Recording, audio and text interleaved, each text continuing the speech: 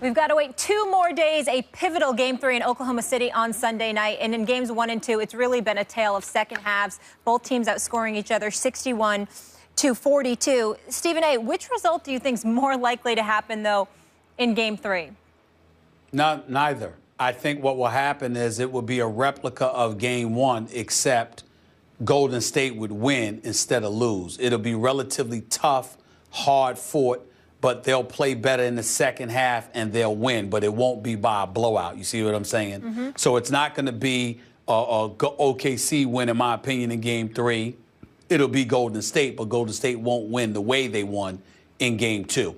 I don't see Russell Westbrook shooting 5 of 14 and scoring just 16 points in Game 3. I don't see Kevin Durant attempting 5 shots in the second half in Game 3.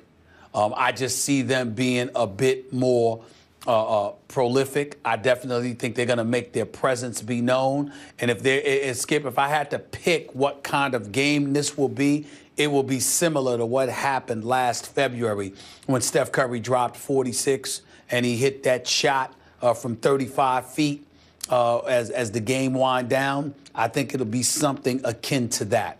That's what I see happening in Game 3.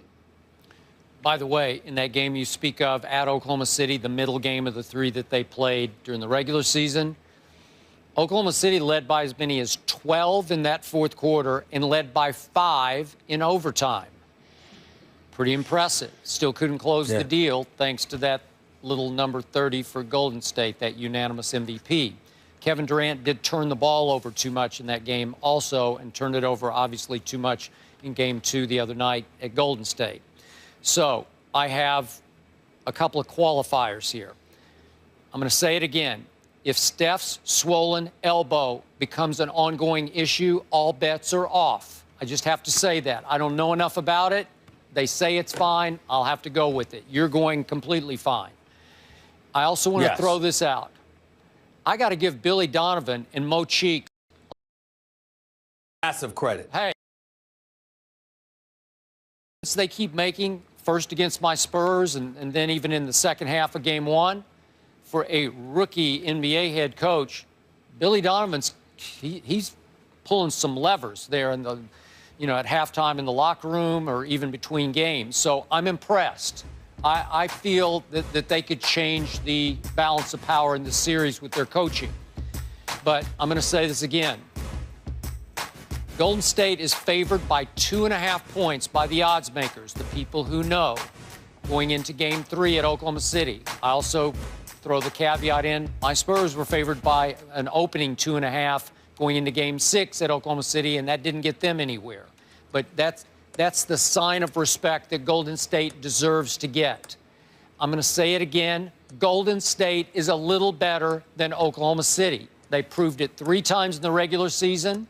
They proved it in the first half of Game 1, in which they led by 13, and they proved it big time in both halves of Game 2. They led by 8 at halftime. They won the second half by 19. They won the game by 27. So to me, Golden State is good enough, if you will, better enough than Oklahoma City, to me, to win both games at Oklahoma City. Another good sign for Golden State on the plus side of the injuries. I don't know if you noticed, Stephen A., but Bogut looked pretty good in the second half the other night. He did. He looked spry. He did. He didn't look like his groin or his knee were ailing him or slowing him quite like it did at the first of the game when he looked a little limpy. And do not underestimate how valuable Bogut is to their defensive scheme to keep one Russell Westbrook away from the rim. And Russell was having a hard time in the third quarter getting to the rim because Bogut was there. Bogut can bang with Steven Adams. Bogut can hold his own in the lane against that muscle that Oklahoma City has, because when Cantor is in there with Adams, it's just a lot of height and long arms and big bodies. So he's essential to this, and it will help both Steph and Bogut that they have a very odd 4 days to get ready for Game 3. I don't know where that came from, but it's good for them. I think that's big advantage for Golden State. So now it comes down to the pride of Russell Westbrook and Kevin Durant. And again, The one mistake Golden State has made in this whole series so far is that they took their foot off the gas in the third quarter of Game 1. And especially, as you point out, they took their foot off Russell Westbrook. What changed the whole series?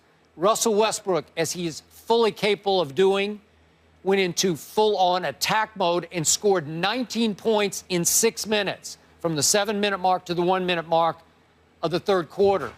That's it, man. It turned the whole series around at that moment. It allowed them to be in position to steal that game. And then they literally stole it at the end with a glaringly missed call that took the ball out of the hands of the deadliest three-point shooter in NBA history, in Steph Curry, with 17 seconds left. But Steph was 1 for 6 in the fourth quarter. He was 1 for 5 from 3. They went 1 for 10 from 3. I'm going to call that anomaly. I'm going to call it aberration. I don't think it will happen quite like that again. As great as I think Durant and Westbrook will be on Sunday night, we both think they'll win that game.